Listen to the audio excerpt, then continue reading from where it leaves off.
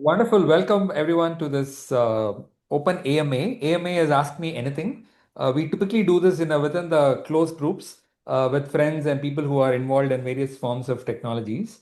So few of us like Mohit and Millie, Rohin, we all had hosted an event in ISB called AgriStack Samvad, and where we had about 30, 40 people who are all involved in the digital public infrastructure world. These involved technologists, involved activists, people who were working on privacy advocates. We had people who had worked in various forms of techno and legal areas as well. So this group all got together and then we started meeting regularly, at least on a fortnightly basis, to really discuss some of the challenges and the questions of how do we shape this DPI world in the future. So as a part of this conversations, we are excited to have Guptajee join us today and talk about the Varta DPG. Over to you, Guptajee. The way we'll structure this is we will right now the time is about 4:12. So maybe we could have the conversation, at least have your presentation for about, like, say, for 25 to 30 minutes. And then we will open up the floor for an open interactive conversation, because I think conversations will reveal a lot more interesting things than the presentations, right? So we could, that will be nice. Hmm. Yeah, yeah. Over to you, Guptaji. Okay. Thank you so much. Venki, I've taken the liberty of sharing the screen already. So there are a couple of things. I realize that everyone gave their introduction, but I am the odd person out. I haven't given my introduction. So perhaps let me just quickly. There's a question already. If someone can help with the question. I'll So take care of the questions. Don't worry. You guys go okay. Thank you so much. Okay, so the introduction, and with all due respect to all participants, I mean, I'll be speaking in English, although I would be more comfortable in a Hindi English combined, but that's just, with due respect to all the participants. So I'm Ashish Gupta. Well, fondly people have started calling me Guptaji, and I have stopped disputing that fact. I've just accepted it as a fact of life. So you can refer to me as Guptaji is fine. Um, uh, okay, a bit about myself. So I founded two organizations over the period of 16 years. One is Gram Disha Trust and the other is Jaivik Heart. Jaivik Heart is a social enterprise based in Delhi, which was founded in about 2008 out of sheer desperation on how to help farmers with markets. Since then, we've supported the governments with the programs like participatory guarantee system, the Sitara system, how to create appropriate market systems transformation for smallholder farmers. Approximately, I don't keep the number, approximately 3 to 5,000 farmers we have helped either with PGS or directly with market linkage. Now we are helping them with price discovery, traceability, and these aspects. While we were doing all of this, we are also involved in production related issues with the farmers, because if you've done agroecology or organic farming, then you know that when the harvest happens, so much of it happens, and then the farmers tell you, "Ki now sell it," and everyone's hands are like, shaking. How do we sell it and all of that? So we've gone through all those cycles, and it's a small social enterprise running out of Delhi. Then Gram Disha Trust we founded in 2018 after sheer desperation, where there were literally no NGOs, no organizations, no department helping our farmers in the mountains. By the way, the background that you see is from our farm in Himachal, in the Upper Mandi district. It's in a valley called the Pangana Valley. And we've done a lot of trials here on millets and native seeds and native vegetables. I say that our farm is a place of failure, because we keep failing again and again and trying to find out what will work, what will not work. The failure remains with the trust. The success goes to all the farmers. So about 26 between 2015 to 2018, we did a lot of revival process much before millets became a buzzword. We were doing a lot of work in the mountains trying to help farmers revive it. And once it was revived, or once we were able to multiply the seeds for 5 types of millets in our altitude and agroclimatic condition, we distributed to the farmers. And since then, the story is like, it's spread out far and wide. Millets have become a story. More recently, me and a group of farmers, we tried to revive native varieties of seeds, paddy seeds.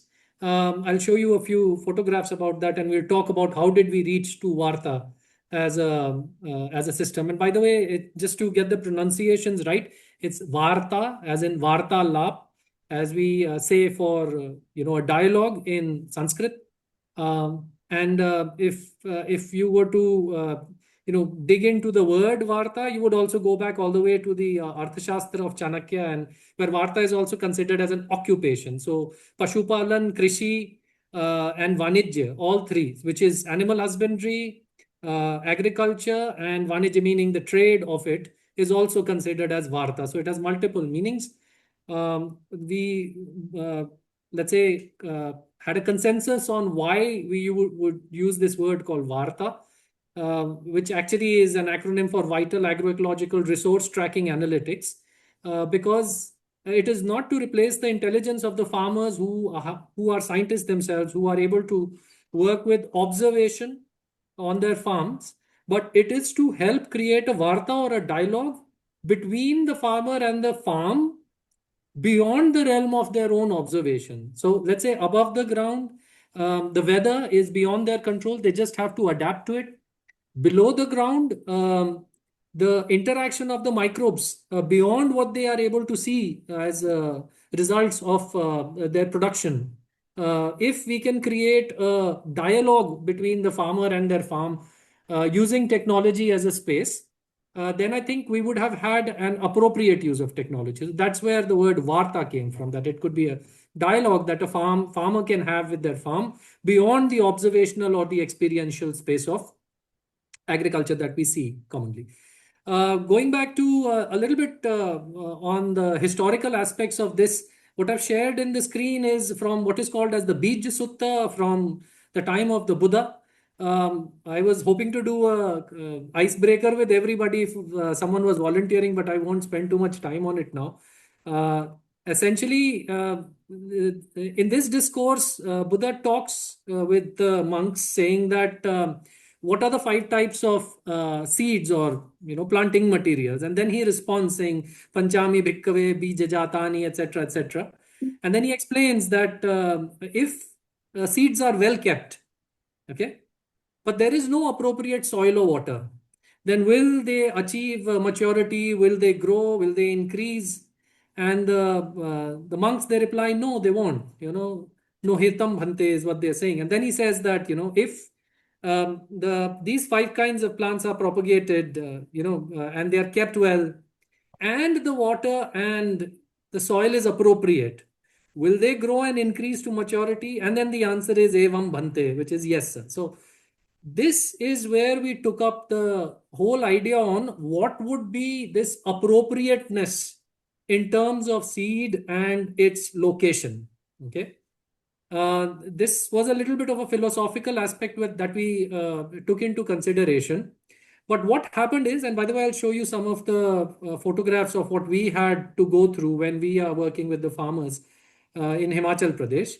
So the altitude is about 1400 meters above sea level. And what we wanted to do is that we did manage to revive millets. So as you can see, there are some photographs.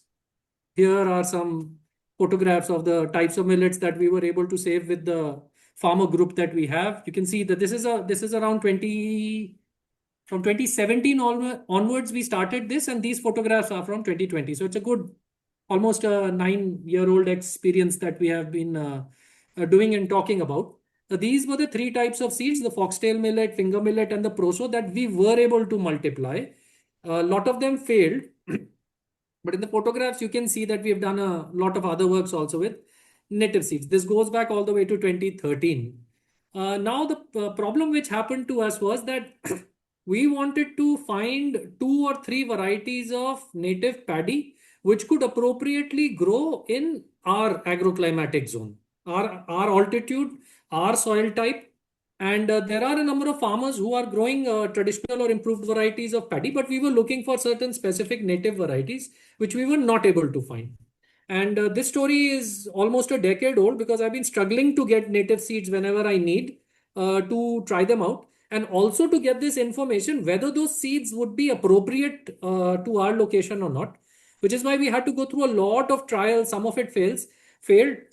Interestingly, some of it succeeded also. Like, for example, we got certain paddy varieties from Odisha and Bengal out of the sheer desperation that we are not able to get traditional paddy seeds. And out of the 5 or 6 varieties of seeds that we actually tried, two of them actually multiplied and are still in use at about 900 meters above sea level in Himachal. No scientists, no information, nothing was able to help us.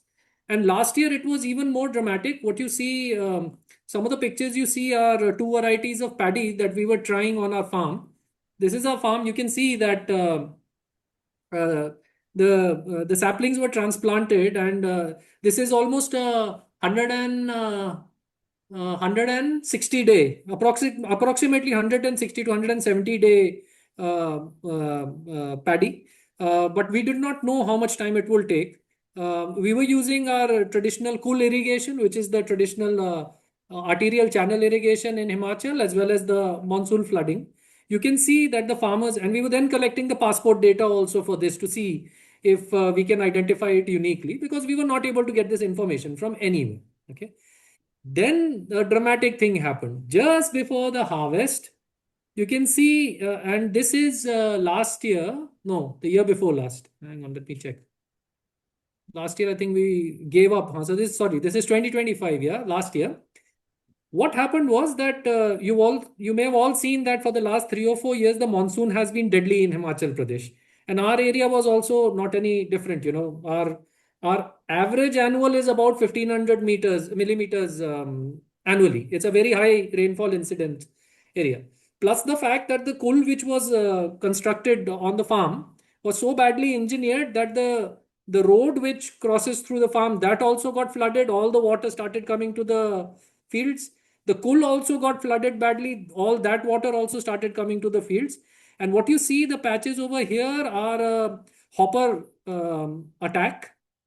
And at the end of it, after almost 3 or 4 months of struggle to first get the seeds, couldn't get the seeds, get the sapling, the entire process of cultivation with our group, almost 60% of the crop got destroyed. And this is precisely what happens to most farmers is that in Hindi we say किसान अपनी बर्बादी में ना अकेले ही खड़ा रहता है. कोई एनजीओ नहीं आती, कोई यूनिवर्सिटी नहीं आती, कोई सरकार नहीं आता, कोई नहीं आता. किसान अपनी बर्बादी के साथ अकेला खड़ा रहता है. Gray for you, this is simply that a farmer stands alone with their destruction. No NGO, no organization, nobody comes to support the farmers. And this is precisely what happened to us. Nonetheless, the good point was that we realized that we could save seeds for the next season, at least for these two paddy varieties. The two paddy varieties, one was Jareti and the other was Pahadi Parmal. Okay. Now, once we went through all of this, we realized that, we will have to somehow figure this out on our own. Why? Because whenever I tried to ask a scientist that which seed will be appropriate for my agroclimatic condition as me as an individual farmer, no one was able to respond with any amount of accuracy. Everyone was able to say, you can try this seed, you can try that seed, and all of that, but no one was really able to answer this question to the farmer. So then I thought, what should I do? Should I, take a look up at the PPVFRA database? Should I, go to let me just open this up directly. So what should I do? That there's already a lot of information available on the seed regulators site. So, I went to the documents. I saw that there are documents from 2005 to 2026. So good 20 years of rich information is available. The descriptor level data is available. This morphological characterization is available to some degree. Some phenological data is also available. But hello, am I audible? I think somebody is speaking. I'll just close it 1 second. Just. Okay, okay.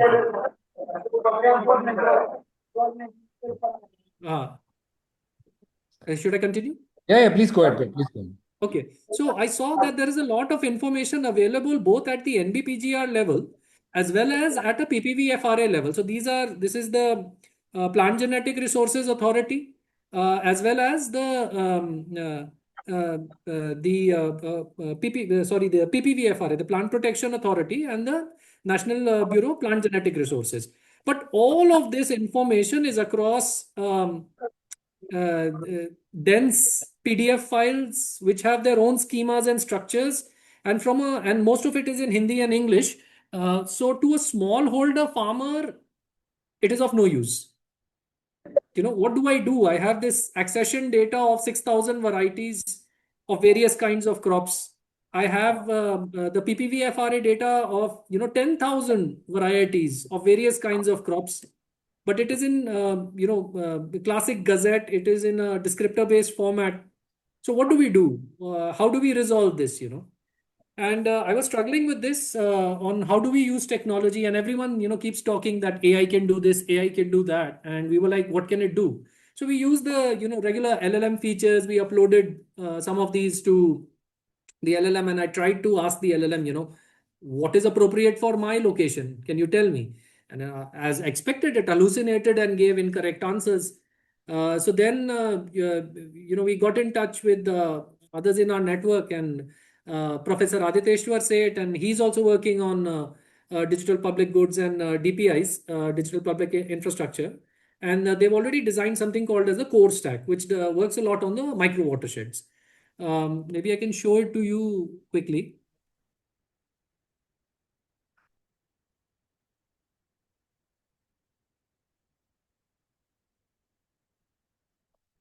So if you can go to core stack, and or we can share this with you.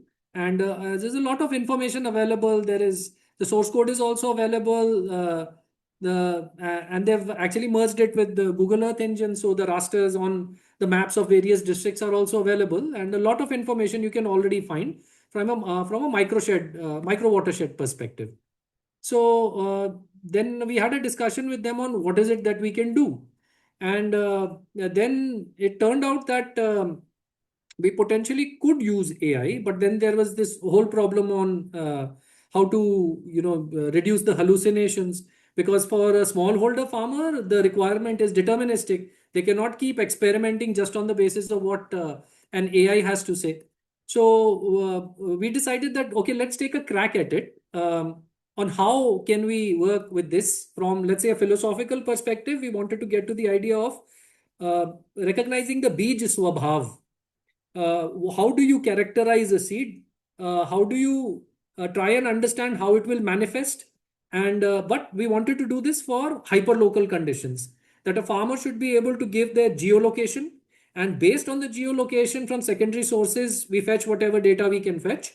And other than that, we do let's say what is called as a neurosymbolic association with the farmer, asking them questions. And based on the response that we receive, we do a climate similarity matching based on an existing database.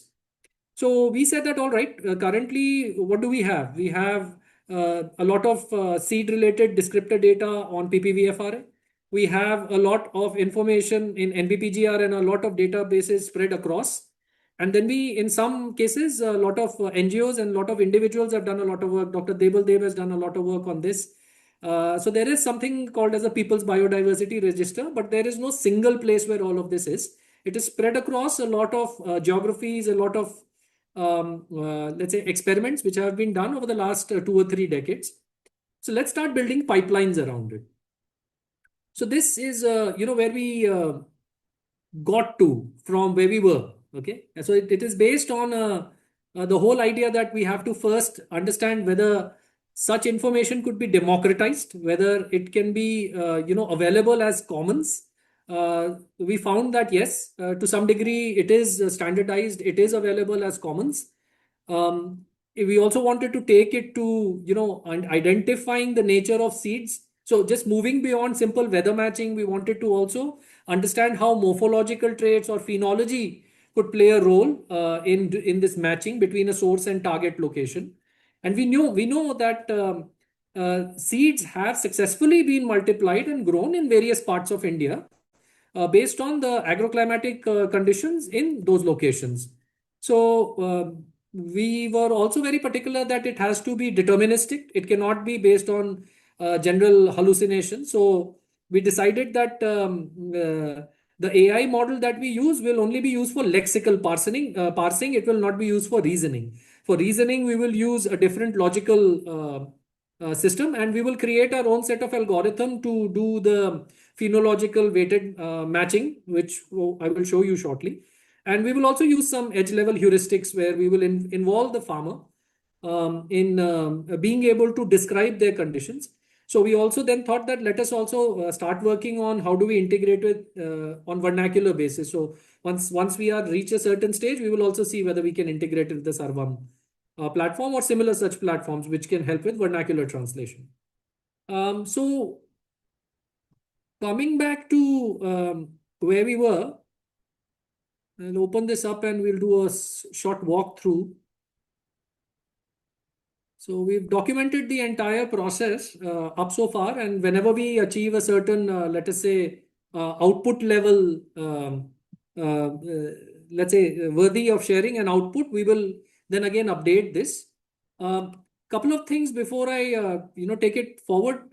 This is a work in progress, and one of the motivations for having a discussions like this is also to get let's say a call to action to others who are working on this or who are interested in a work like this, to see how we can collaborate more on, at least at the minimum, the use cases. So perhaps we will talk about it, but one thing that we follow quite strictly is this maxim. Okay, now this maxim could be applied to various situations. It could be applied to any other innovation. It could be applied to any kind of device. It could be applied to any kind of methodology. But when we are talking about technology, we apply this maxim very strongly. Say if the technology decreases the operational cost or input cost and complexity of the smallholder, we consider it, else we send it back to the drawing board. So we keep applying this maxim as, let's say, a threshold on the basis of which we will decide whether a technology is appropriate for the farmer or not. So far, this is how we have taken it forward. Okay. So let us say we have a question, and the question is, for a district B or for a farm B, is there a specific matching seed whose phenology and biology is similar to district A? So let us say district A is a source district where certain kinds of seeds successfully grow. Then can we match this information to the situation in district B, which is the target district? This is how we are taking this whole thing into consideration. So let me show you what we've done so far. So we did some work on IoT already. We did some work on AI for natural farming already.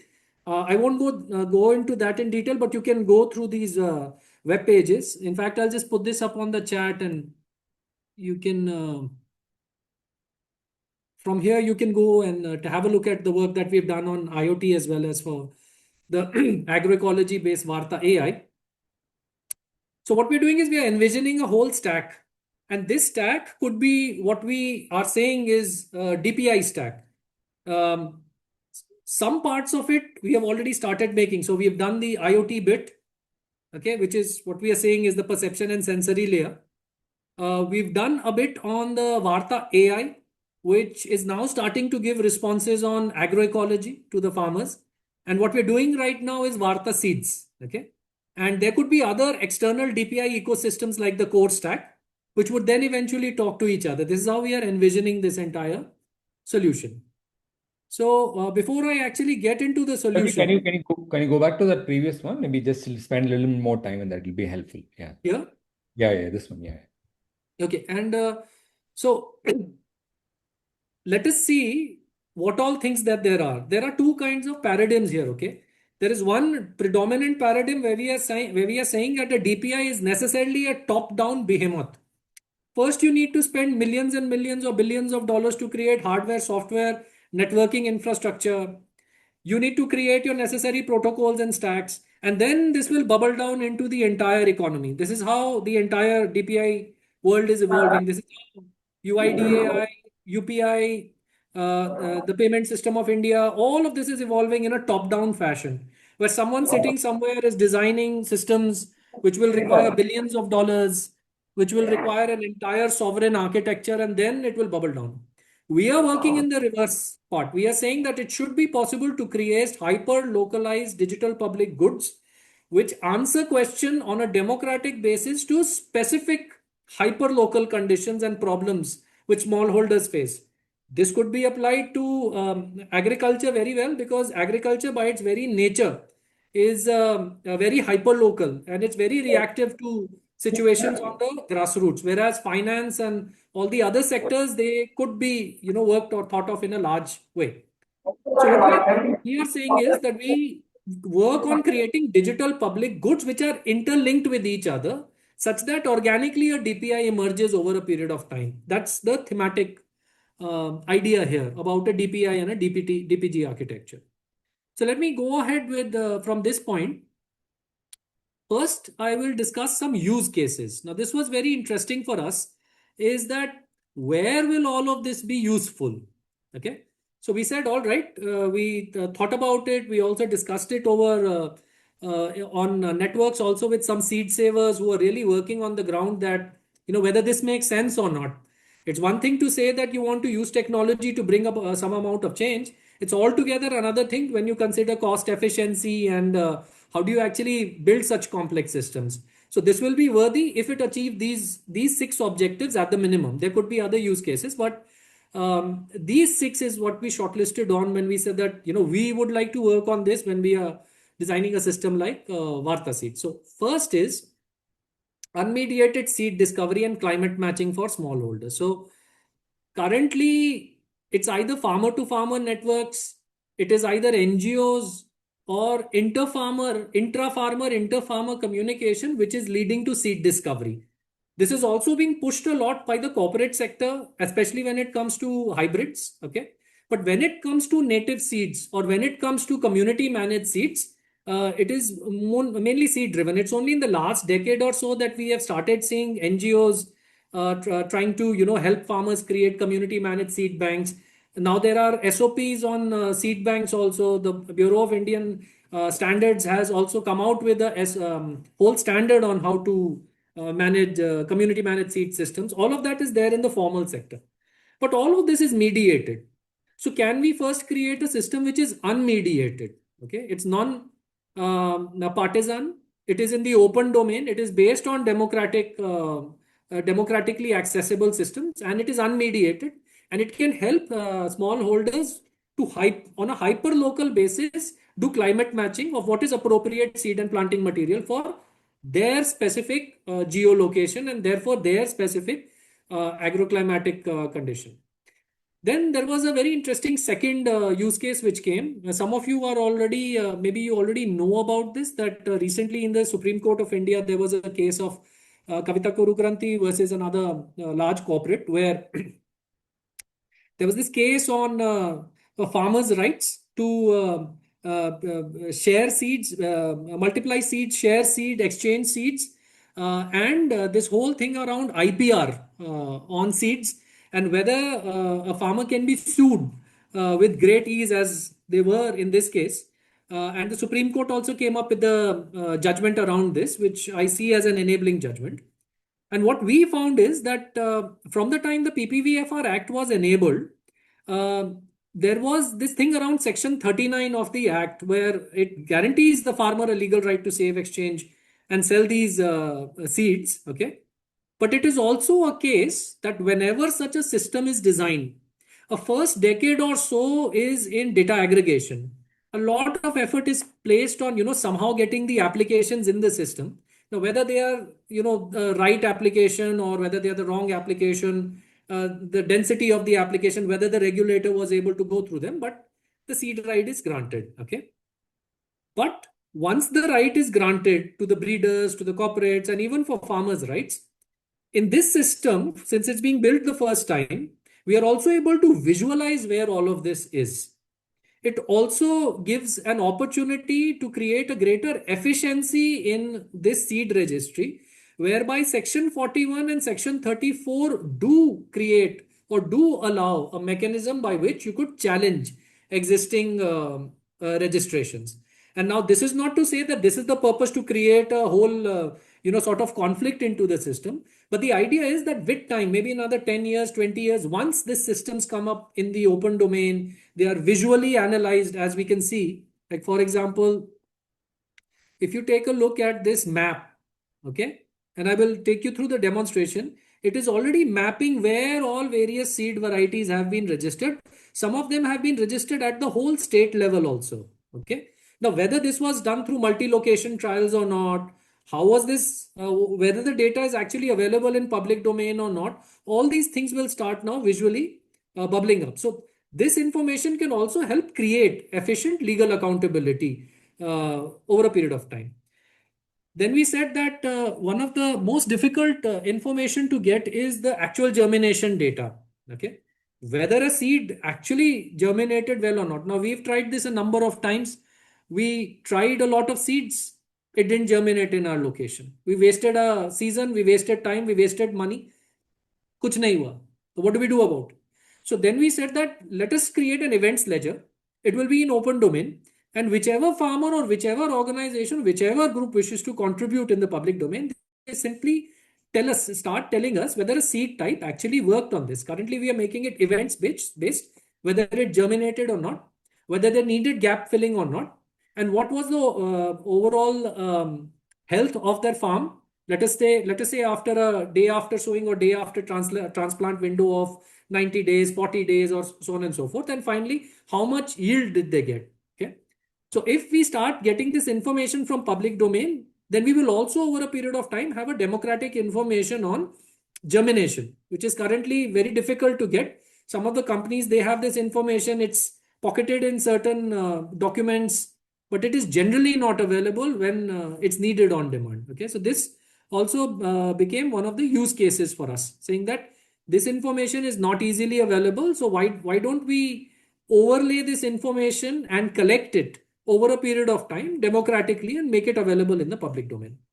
Next thing we wanted to do is, and this is more from a core stack perspective, is it possible if we can do this on a landscape basis? So let us say we want to, a government or a department or an NGO wishes to, let's say, introduce a certain native variety in the entire district. There could be various reasons. There could be a GI related reason. There could be a reason related to food or nutrition, or it could be also related to the culture of agriculture, saying that, this district is known for this variety. Like, for example, in Himachal, there is a variety called Chohartu, and the Rodu district is very well known for it. And it's a certain type of Japo variety of red rice.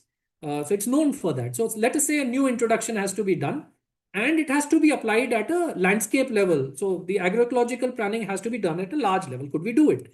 So overlaying it at a district level, or overlaying it at a valley level, or overlaying it at a landscape level is something that we would want to target. Okay. Then what do we do? For a farmer, this Hindi English is very limiting. If I go to, let us say, East Godavari district, or if I go to the Kaveri Delta, this is not going to help at all.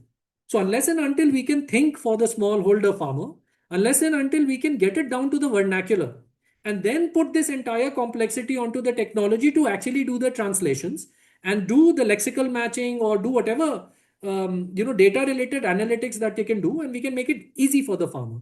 This is very important because initially I had shared that there's a maxim that we work for, that any technological intervention, if it reduces the input cost and complexity of the farmer, we consider it. Otherwise, we send it back to the drawing board. So this, matches that threshold. And lastly, what we also wanted to state is that if you've done seed multiplication with smallholder farmers, you realize that the formal sector demands heterogeneity homogeneity for seed multiplication and seed identification. Whereas if you go to a smallholder's farm, you will find that they are heterogeneous in their cultivation system. So let us say if I go to, let's say, one Shri Vijay Jardhari ji's farm in Uttarakhand, who practices the Baranaja system. At any point in time, there are 7 or 8 types of crops growing simultaneously on his farm. You will find a legume, you will find an oil seed, you will find a vine, you will find a creeper, you will find paddy growing in a small patch, you will find various kinds of vegetables. So this is the reality of the small holder, this heterogeneity of cultivation. Multi-cropping is the reality. So how can we design a system which will take this into consideration and not necessarily force a homogeneity or a corporate kind of a expensive complex system onto a farmer? So we took this into consideration. And as part of this, what we understood is that technology can also play an enabling role here. And by this, let us say that we take global standards. We take the MCPD or the multi-crop passport descriptor standard of FAO, which is also, let us say, recognized in India. We also take the PPVFRA schema into perspective. And if you're able to design a system in which the farmer can easily describe their seed, then the system should be able to do the schema mapping, generate the the descriptor base, and if needed, also submit it on behalf of the farmer to the regulatory authority. Once this system has sufficient amount of data and can do these matching, then whenever such an event occurs, whenever such a, let us say, a discovery happens, or a farmer generates a trigger saying that, look, I have developed a new kind of kidney bean, or for the last 5 years, this is one type of kidney bean, or one type of millet, or one type of paddy, which I've been able to work with, and it is stable, and I've given it to the remaining farmers, and he's briefly able to, describe it like शुआ इस रंग का है, ऊपर का पत्ता इस रंग का है, so flag leaf is of this kind, it has this type of color on its tips, this long on exists, or there is a, let's say, anthocyanin occurrence on the pubescence, so on and so forth, and they can describe it in their own words, then the system should be able to convert it into a formal schema. And the system can learn, or this database can learn over a period of time, and also help the farmers with this. Not just help the farmers with this, help the regulator with this, and in its essence, democratize this entire system through technology. So this is related to use case. Now let us see how far we have gotten in what we are doing right now. Venki, just stop me if there is any major question or. No, I was going to ask you actually the same thing in terms of what is the level of digitization, what is the current status of digitization, and how much have you Hmm. covered? I wanted to go into that details. Yeah. Huh. I'm gradually taking it, but it's important to also know this background and this story. Otherwise, half of it won't just be clear. Ki iska intent, what is the intent behind all of this? What's the motivation behind this? Some guy sitting somewhere is trying to, say something about technology, but what is this whole motivation about it? So currently what we did is, first thing first, after we were able to create the pipeline, and before I go there, let me quickly show you this so that we can get the technology framing out of the way. Huh. So this is where the data pipeline is right now. We currently we are working just with the PPVFRA journals, but we are trying to create multi-data pipeline which can scan, chunk, and start reading various kinds of schemas. It could be from NBPGR. NBPGR is terribly difficult to get the data. PPVFRA, it's there in the public domain. But essentially, this is the data pipeline. We get the input in a folder, we do the extraction, we do the chunking, and this entire pipeline is also revealing where the technological limitation for the software modules are, especially those which are available in a free or open domain. Currently, all this is working on a GPU based server which is available at IIT Delhi. So we are just using that. Otherwise, on our own, our organizations are too small to hire all these things, and the thing is, we won't be even able to do this if we are able to do it at our let's say scale and level. We are using the Quen model right now, which is working inside an Olama inference engine. And we are, the reason why we are doing all of this is we want to go the SLM route, not necessarily a generic LLM route, so that we can force the AI model to respond suitably to what we want in terms of agroecology or relevant to smallholders. Okay. And we're using the MongoDB database and various kinds of Python scripts to do the analytics and the matching. An important aspect that I want to tell you is, and this is something that Aditeshwar also wanted to insist on, we are not using RAG. We are using the LLM or the AI model only for lexical analysis and parsing. Okay. We are not basing our decisions on the recommendations that the AI gives, because we have also observed that the AI performs terribly and it hallucinates, and sometimes it gives non-deterministic recommendations which are not going to be feasible for smallholders reality at all. So we want what we want to do is we handle the LLM for what it's good at, lexical analysis, but we want a deterministic engine. That is why we have moved the entire analytics out of the LLM's realm. Okay. So now let me get back to the output, because then it will become much more clearer. So what we did is that what you see right now is what we have done and put it out in the public domain. We did the parsing for 2 years worth of journals from PPVFRA, and we got about 3,543 unique records. Okay, and these are already unique varieties which are registered at the level of the registrar, the plant variety regulator. And we did the whole cleaning and parsing for two, but currently at the local level, at the local server, we have done it for 6 years already. And this is taking a huge amount of time to do the cleanup and parsing, but we managed to get this far. Then we did a whole disaggregation on the basis of category, type of crop, type of registration, whether it's extent, farmer, new. We also did a disaggregation on the basis of classification, whether it's a transgenic, whether it's inbred, whether it's mutant, whether it's a parental line. We did the disaggregation by season, the type of irrigation needed, maturity, and also the geography, the state at which it grows in.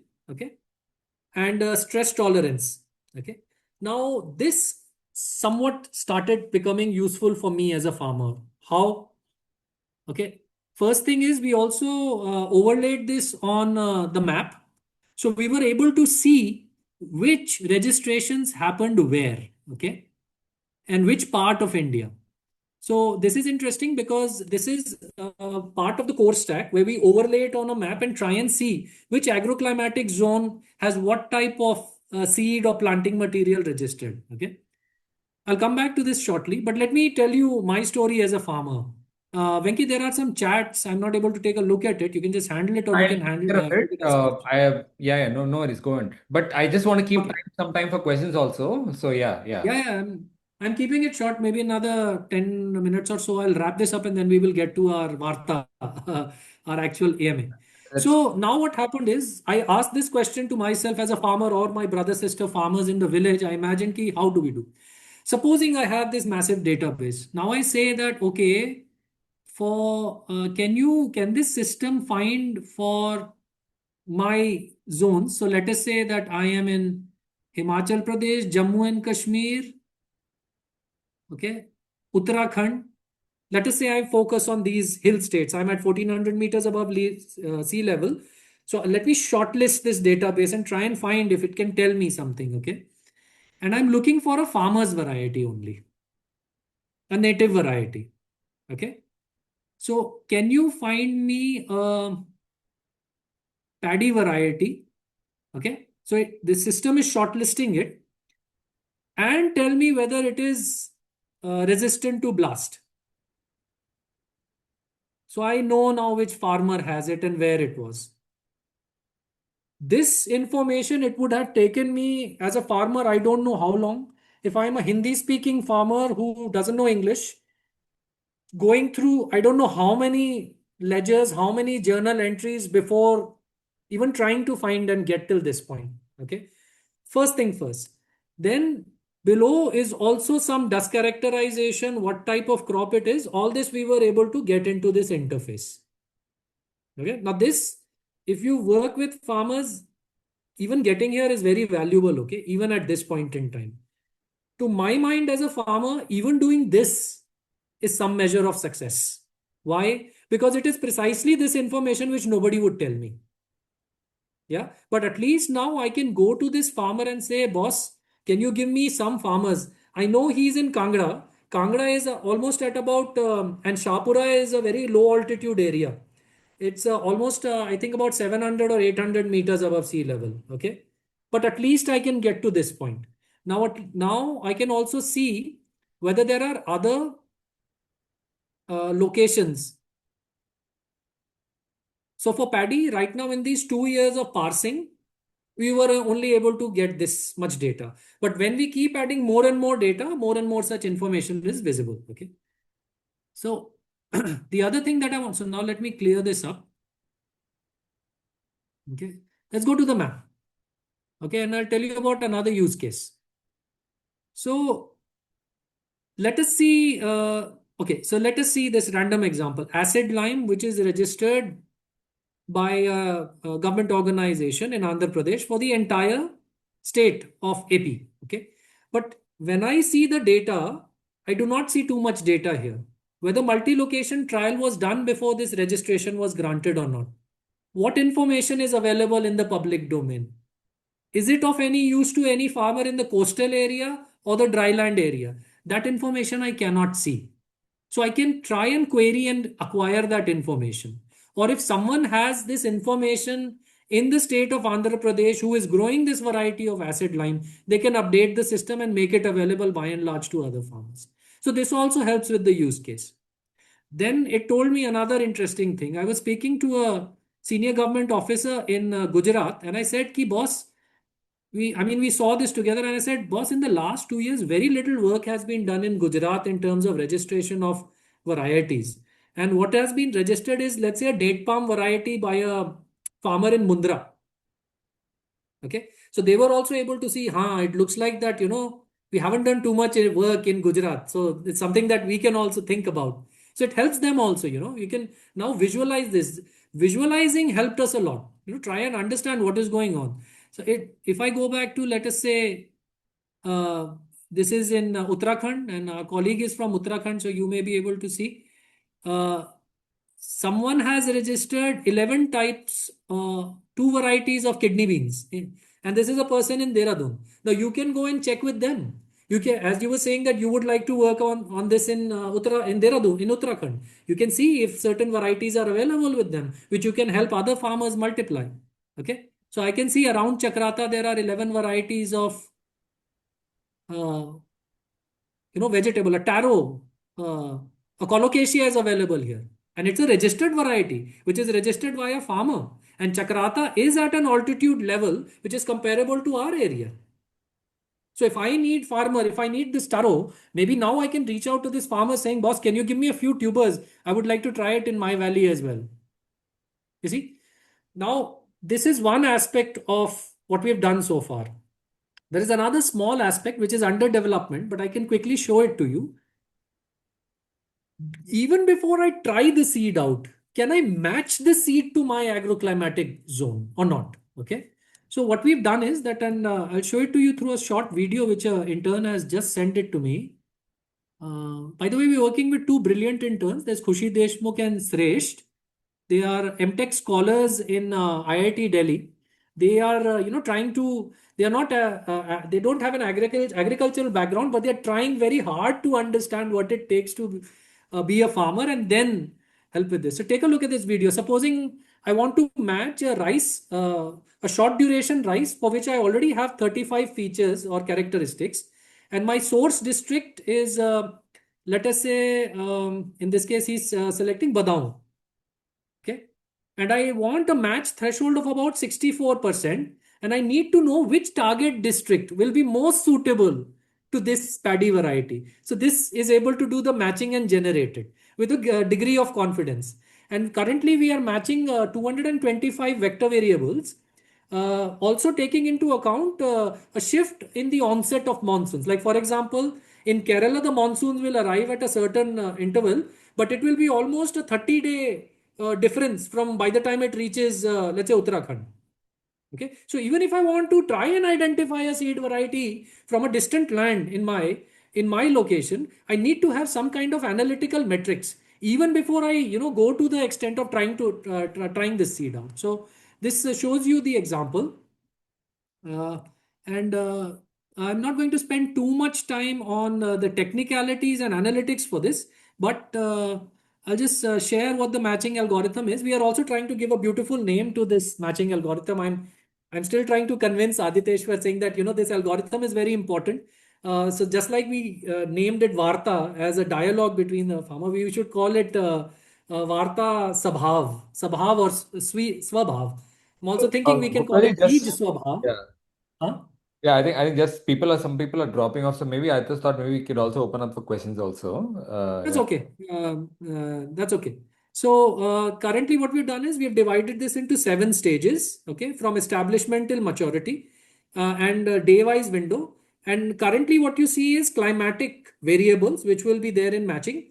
Later on, we are also still thinking whether we should put phenological and morphological variables here to understand climate response, or we can do it in 2 passes. First, we will do climate similarity, then in the second pass, we will do phenological appropriateness. Okay. And currently, we do the matching on 220. So basically 15 source vectors and 15 target vectors. So 225 comparisons. And we set a certain threshold. Currently, this is a linear threshold, but we will make it Gaussian such that it is deterministic in a band and it is responding in a range with a certain confidence interval. And you've already seen this in the video. And these are currently the variables and the thresholds that we are using. Since this is the first time such a system is being built in the open domain, and to my knowledge, there is no such system available. To at least me as a farmer, it's not available. But on also checking with other friends, such a system is not available. So currently, these are test cases. But going forward, we will create it with a, let's say, a confidence band, and we will not put immediate thresholds. There will be, let's say, a Gaussian curve, and we will be doing the mean and averaging, and then doing the response. But all these mathematics and numbers need to make sense on a textual basis to the farmers. You see, so this is where this system is right now. And this is where we've been able to get to so far. We will also do field trials on this in some locations where friends or colleagues will allow. And then we will see how good the system is. But the idea is to make it a DPG, eventually in a DPI interface, put it in the open domain, and let it be functioning as a public good. Now we can already see, and since some of you are knowledgeable about this, I can share this with you also. This is the is it? This is the Supreme Court judgment which came on this last week or so, and this really talks about Section 39 of the Act, which is also the use case for us in on Varta. And right now there is a communication going to the seed regulator also on what the seed regulator can do to protect the farmers and uphold the farmers' rights. But if we have such a system in open domain, then it actually also helps the corporates where they can also do their lookups and matching on such an open system and try and see that even before they decide to sue the farmers or they decide to register a variety, whether it's already there as a prior art or in public domain. So overall, it helps everybody, this system. Um, and if we can come out with any more use cases as a result of our discussion right now, I'll be more than happy to see what is possible with time to implement. So I think I've spoken too much. I've been blamed in many forums for speaking too much, No but worries. that's the Let's way I open the floor. I think yeah, there's a one question from Millie who just left. In terms of ah, how do you do the analytics part if it's not through RAG? That's the question she asked before she left. Yeah. Would you want to Huh. answer that? So if we have to make it, thanks, Rohan. We'll get in touch separately. So see, determinism is the ultimate thing over here. From a smallholder's perspective, who's already struggling with the weather, who's already struggling with animals, especially those who are cultivating with agroecology like us, we are already struggling with disease, pest. Then we are struggling with cruel markets who won't pay the right price to our crops and our produce. Determinism is everything. So, if we want to use AI appropriately, and this actually comes back to ethics as well, then we need determinism. AI is good for some things. It's brilliant with lexical analysis. Like Quen, currently the Quen that we are using, it's trained on 14 billion parameters. But what we know is that it is not well trained on agroecology. But we know it's not well trained on this kind of a descriptor analysis. So we want the reason why we are not choosing to use RAG is we want a deterministic output, and therefore we want to take the hard path and the trouble to create that determinism. which is also why we are opening this system up and inviting as many people as we can to co-develop with us. This is not a one person's job. I mean, a small organization like ours and a social entrepreneur like me can only go so far with this, and it will take the time of our life that it will take to even get it to that level of determinism. So currently we've chosen paddy. This is a very complicated crop. Huh? Paddy is, I must warn you, don't, for every time you eat rice in your life, remember the broken back of a woman farmer who has We cultivated have a it. lot of people who work already in the sector, so they're fully aware Yeah, of yeah, what yeah. I'm trying And to say. Yeah. paddy is a Any other very questions complicated there? crop. Just want to make it more interactive. Any other questions from panelists? Uh, Mohit and go, go ahead. anyone, Mohit, any thoughts, feedback? Please interrupt me at any time. Otherwise, I'll So, keep telling you Ashish, stories. if there are no question, I want to maybe have a longer chat with you also, so I can come later and connect you separately also. Uh-huh. So, the system that you had built, center government or maybe you can see Maha Services, Maharashtra government are creating a similar system. Only Hmm. thing is, both are called Bharat Vistar and Maha Vistar, Yeah, yeah. right? And the data that comes from there is basically mostly the governments are providing it. So, if your uh, Disha Trust data or Varta data can come as a provider, it can reach to multiple people. Only thing is if you're creating this as a DPG, right? So alignment need to happen, but assume all of this data they are done under education institute at triple I, like IIT Delhi or etc. That's open door easily. No, I totally understand and agree, Mohit. The thing is that this is not Gram Desha data or Varta data. It is the PPVFRA data, and the journals are available in public domain. It is the NBPGR data with whatever No, public no, domain no, information is no. I will available. tell you those data are different. You has created, use those data and at least created a knowledge on top of it, Ah, right? That is also very important. ha, ha. So all those So, journals, actually, we are also doing the similar thing where the seed department will give us this data only, do the plan. And only an agriculture expert can use this data correct way. Without that, AI will not able to do anything on top of it. It would just agreed. a lexical match and say, okay, you will ask for a seed and somebody says the seed is suitable for that zone, I am giving it to you. But if not able Yeah. to match that, if a seed is useful in Himachal, it is also useful in other area because of the latitude and the same soil type. Yeah, but given the Correct. That open intelligence need to data, be there could be built a in. bot that could be run on it, right? No, I mean, you could train a bot that could Yeah, come or an yeah, agent yeah, that could run that's on the it. thing. That is what we are doing. That is what we are Ah. doing. Creating the bot to say, See, so that's why the features need to come in. So I will not take your time because I would take your time separately. no, not Right? an issue, not at all. I totally appreciate Yes. this information. Look, I've actually worked with governments on expert committees and also helped Perfect. the project on Himachal government with the Varta AI is proposed to be integrated on something called as the Himshikhar Knowledge Platform, which is already there on online. Farmers are Yeah, downloading and accessing it. It's a knowledge based on natural farming. So, sure. having worked with governments, I realized that there are certain limitations also in the government. They may be developing it, but मेरी जिंदगी तो अब चल रही है ना यार. I need this information now. Yeah, Maybe they'll that's develop it. It will come after 10 years, 15 years. What do we do till then? Yeah, So yeah, this is a yeah. response. You know, and Algo one had a question about where this is. So the GitHub repository is online. You can access it. Currently, this is still work in progress. We are polishing it. We will publish the source code as well as the entire information. Will, since it's a DPG and it's an open domain, we are also making it open yes. source. As I said, how much will we do? So we are actually putting it out there and democratizing it in such a way that if someone else can contribute it, please do. Please help build this system forward. So it's all there in public domain. Elango one, you can have a look. And about your question on genomic sequencing, I was myself very surprised.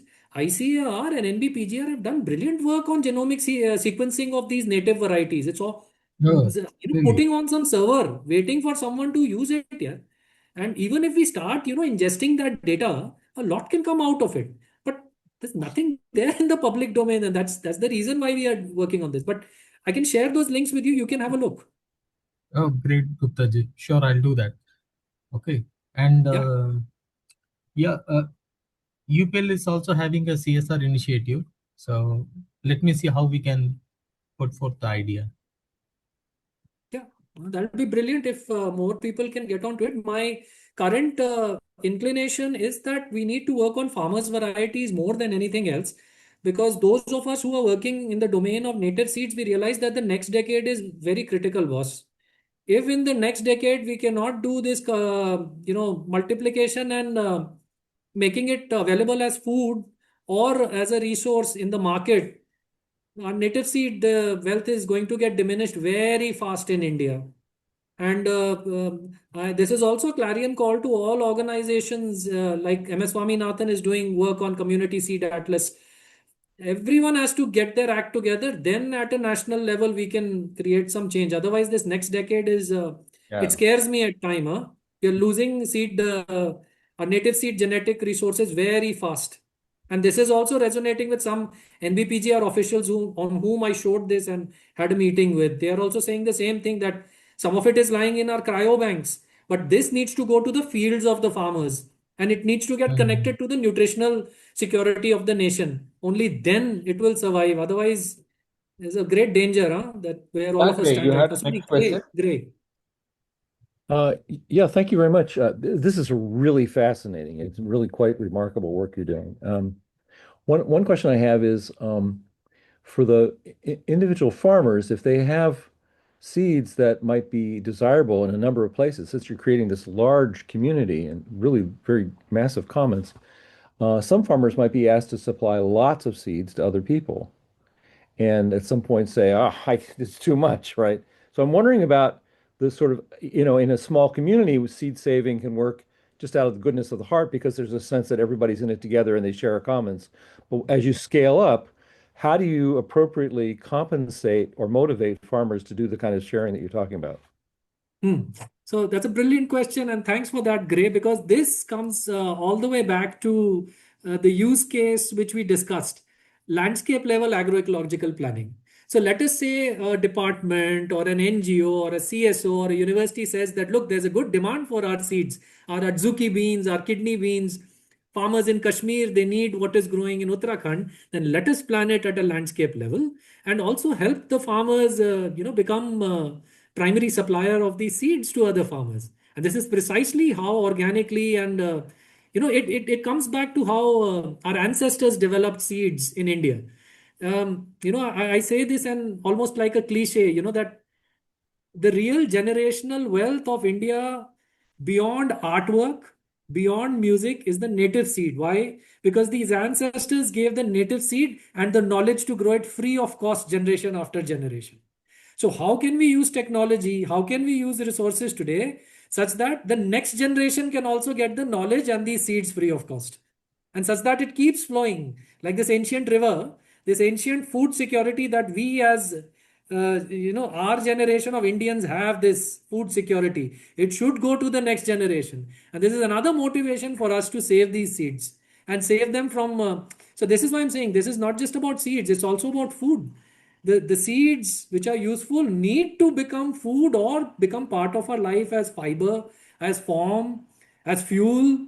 And then this use case becomes, let's say the word we use is Sanatan, No, or but forever, see, sustainable, so on and so Guptajee, in forth. that one question that, right, I want to bring that up is, see, we were discussing, you were there in the Bhopal retreat when we were there in the Bhopal Agripreneurs retreat, right? In that, Shashi was mentioning, Ah. Shashi, who is the CEO of Akshay Kalpa, him and I were having a chat about some of the community seed banks. Right? Today, one of the major challenge and he was talking about his experience of from Akshay Kalpa's perspective, going around different seed banks, but facing a lot of mixed results when it comes to germination rates and all, right? So one of the things that we were discussing that time was, can we incentivize various community seed banks, right? Like in Odisha, we have Sabarmati Ji, we have, in various places, we have these local stewards who have been taking care of these, right? So can we incentivize them to share not just the varieties, but also some data around germination rates so that we have a sense of which ones are doing well and there is a certain level of transparency, right? And right now, there is a lot of faith and belief in it, but data is still lower, right? So I'm wondering, what are your thoughts on how do we incentivize these community banks to share these data?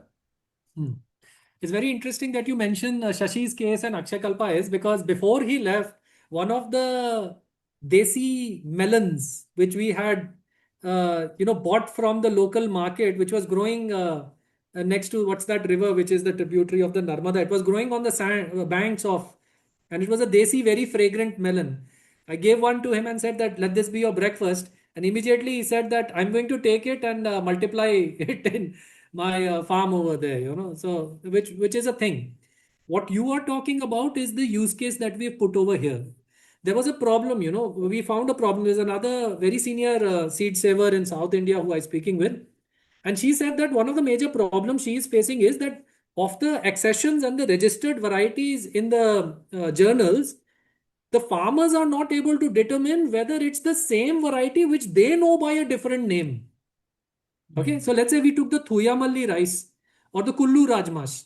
Okay, now there are already varieties which are registered, but the farmers don't know whether it is the same because the vernacular names are not given. So this information, this lack of information is not just a case with So my case is NGOs not to or do with farmers. lack of information. My case is to do with the incentives. Right? Today there is no I'm incentive coming for there. community seed banks to store, to actually, let's say share our germination data. I'm coming there. I'm bringing it there. Okay. First, I'm establishing a base. So let's first agree that there is a lack of information even at the formal level where accession varieties are not related to actual vernaculars where they were found. So I can't go online and search, is this seed called this? So there's a problem at the formal level. At the informal level, also there's a problem. And at the meso level, what you're talking about, the CSO level or seed bank level, also there's a problem. To solve this is the reason why we want to democratize this events ledger, the germination events ledger. Okay. Let us say that there is a farmer who is able to generate this data, or an NGO or a KVK or someone is able to generate this data, and we can gather it over a period of time in Varta. Okay. Then it could actually be open to challenge, or it could be open to supplementing. How? Supposing there is information on germination available of a certain kidney bean in Kullu, and we are able to gather the data and put it in this database. Then this seed was taken and grown at another location, let's say in Uttarakhand. There the germination and events were declared to be different. And this system is open, it's an open domain. Anyone can put in, it's like a Wikipedia. Gradually this system can learn and grow. And rahi baat incentivization ki, it will be a slow process. But if we can link this process to the actual usage of seed, availability and usage of seed, that itself is a reasonable incentive to add data over a period of time. Beyond that, I don't think there is anyone who can incentivize anyone enough Yeah. to generate this data.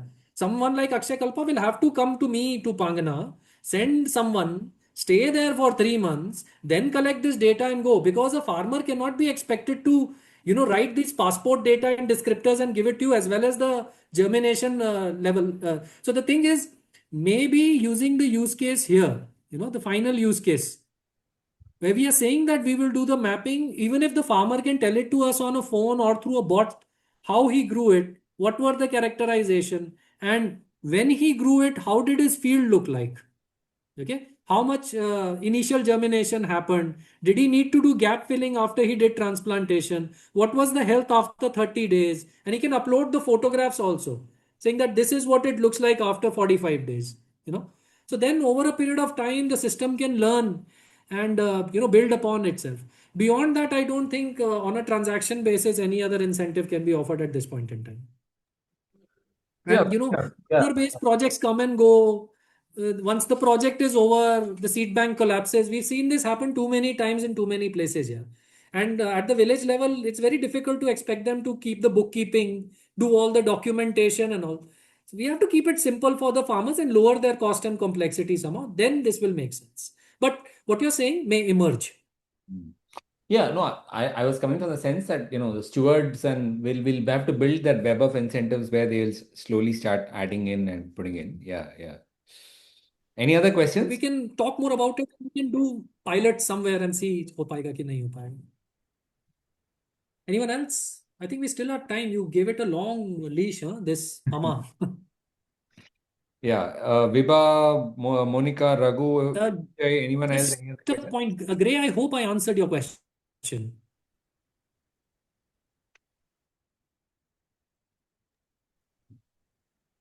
I guess I am still a little bit puzzled, but there's so much I need to learn about the whole context here. But I guess I'm wondering to what extent, as the value of this whole system that you're creating and the networks increases, to what extent something like a farmers union where people might find they might want to pay some dues to subscribe to it and then use the money from that to fund stewards and other people who might go around who, might be college graduates, for example, who are Hmm. very comfortable working with computers and so on, but who also speak a vernacular language and could be intermediaries and provide ways of strengthening this whole system so that you could, to the extent that you start to do that, you could incentivize things with money or with support or with extra workers, that help growing things and so on. It could be a collaborative project. So you could solve the free rider problems and so on, and uh, by using some of the principles that Eleanor Ostrom talks about in the management of successful commons. I don't know if that makes sense or not in an Indian context. It does make sense, and it is, use cases like this and community engagement, voluntary work, which could be used. Whether there's any intent to monetize this through subscription, no. The idea is to keep it as a DPG, a public good, an open domain system which anyone can access. I think there is a lot of power and strength in transparency that we underestimate. I would really like to foresee such a system as available as a public commons. As I just said, we receive the seed and its information as ancestral. We did not pay any money to our ancestors. So what right do we have to, charge money for that? We let this information flow to the next generation, put everything in public domain. Who has to use it for the use cases? It's fine. But it is a valid question. How do we fund any, effort like this? Servers need money, developers need time, and I'm working pro bono. No one is valorizing my time on this. So all those are also realities. But But these are use cases. Yes, interesting use cases. yeah, but you, there are different possible models here for the flow of money, right? And one would be, to monetize it and commodify it in the way the corporations do, and so you're selling the seed and selling the information. But another would be to have a kind of voluntary subscription where somebody you leave it open to everybody, like Wikipedia is, right? Hmm. But then you ask for donations the way Wikipedia does, right? Hmm. And people who are active users of the system, especially if they're sort of with other people, with friends, people who work at their school or whatever, they realize we have a communal interest in this. Hmm. In the United States, public radio is also subsidized in the same way. Everybody gets it for free, but you have people who donate at different levels depending on their income, and that could be Hmm. used to help pay for reporters and physical infrastructure and so on. So that and it might be a much more Gandhian kind of approach. Hmm. Now I understand. Right now, our vision simply is that ideally such a tool should have been with India's regulator. Hmm. Ideally, a farmer should have easily had access to such a system, which is just not there.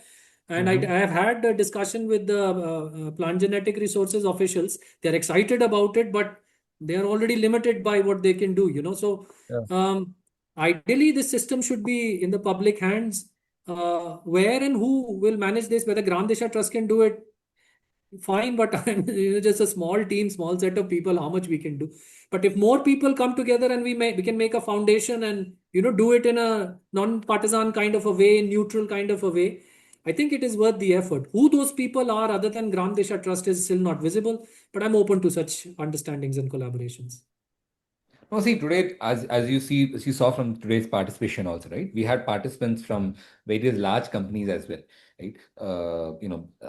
I worked in the earlier days with larger companies, so I had forwarded this invite to some of them as well, right? And that's why we had a very diverse set of group coming together in today's conversation. So I think there could be ways where some of these organizations that are working in figure ways where they could come together and as you said, create that kind of space where it becomes an ecosystemic structures, build those kind of structures, and then create that kind of collaborative pathways there. It's a long way, but I understand. But really appreciate the effort you're putting into there. Any other questions? I think Vibha, you want to ask a question?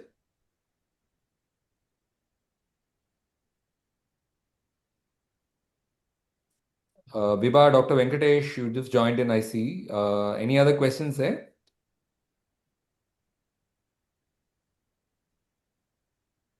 All right. If there are no more questions, I think we'll close this. Thank you so much. I will upload this video also in public domain so that people who are interested could further engage deeper. Some people have reached out to sort of share the contacts with people there. I'll share your contact also, Guptajee, and probably I'll take the and with them so that they can reach out to you as well.